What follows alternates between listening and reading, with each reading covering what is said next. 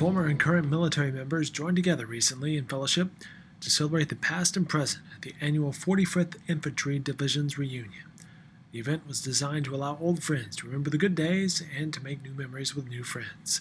The event featured several speeches, a mixer, and a memorial video of those who belonged to the 45th who passed away in the past year. The video you're watching was produced by Master Sergeant Vincent Donaldson, Joint Forces Headquarters Public Affairs, Oklahoma National Guard. It was a gathering of history in flesh and bone.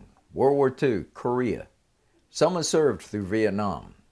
The 67th annual reunion of the 45th Infantry Division. You want us to suck it in?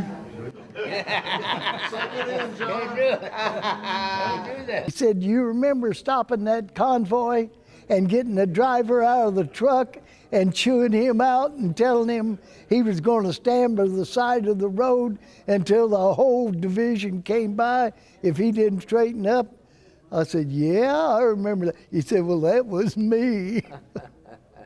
And so, you know, that's not things that chaplains normally do. I saw guys that I hadn't seen in 50 years, and the last time I saw them, I wondered if they died because they were on stretchers. It's kind of an emotional situation, really. My wife didn't know anything about any of this, and she was kind of surprised when guys come running up and tears in their eyes and saying, "Thank you for carrying me back when I got wounded," and, you know, all that kind of stuff. "I'd be dead if it wasn't for you." You know, everybody had that kind of experiences. From places like Anzio and Monte Cassino to current places like Gambari and Gardez in eastern Afghanistan, and everywhere in between, we have proudly worn this patch and continue to do so. I have hope. I hope that you have that hope. And I know through that hope, I will look to and remind myself that there are those who have gone before us who have taken a higher ground, and they await us there. The passage of time brings with it the passage of life, as those who survived epic battles finally go the way of those who died young and are honored in name and song. The 11th fold. In the eyes of a Hebrew citizen representing the lower portion of the seal of King David and King Solomon, and glorifying in the Hebrews' eyes the God of Abraham, Isaac, and Jacob. The folding of the flag, as explained by retired State Command Sergeant Major Marvin Barbee, was detailed, exposing to the bone the raw Christian heritage of the nation. The 12th fold represents the emblem of eternity, glorifying in Christians' eyes God the Father and the Son and the Holy Ghost. The retiring of colors too vividly portrayed the ongoing retiring of warriors from the fields of earthly battle. But the interaction of this honorable band of brothers was positive and satisfying to all. A Friday night mixer with soldier band and dinner.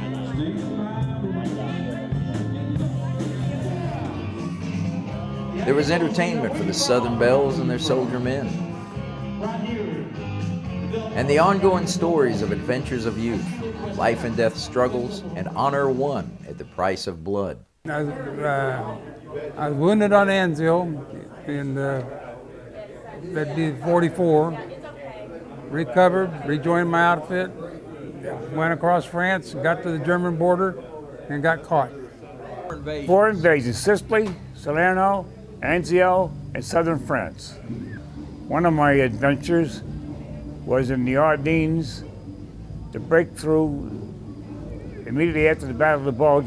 We were attacked at the crack of dawn by SS German mountain troops, and a number of us were captured, and they held us for 4 days and 4 nights in St. Felix Church. We didn't know when the door got busted open whether it was going to be Germans coming in to do the job or whether it was going to be Americans.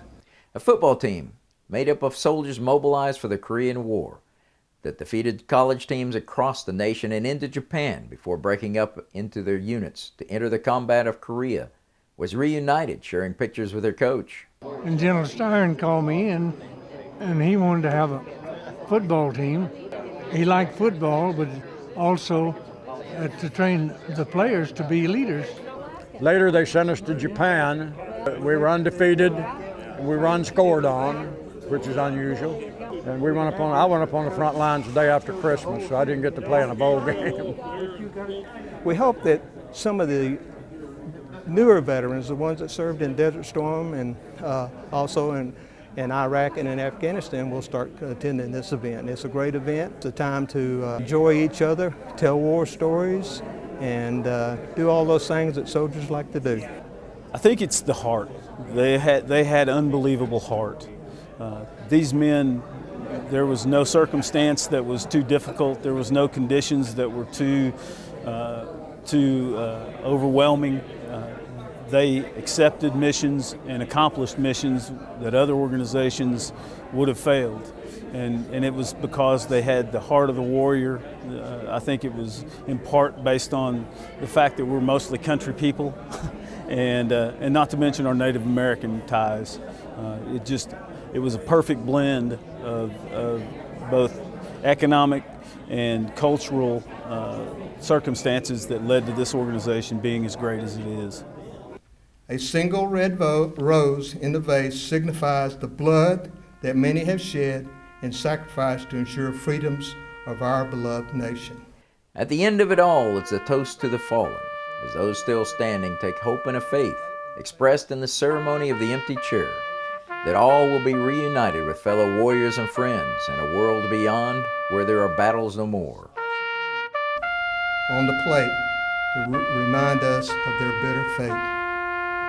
A sprinkle of salt on the table reminds us of the countless fallen tears of families as they wait. Ladies and gentlemen, a toast to our POWs and MMIAs. Hear, hear. Hear, hear.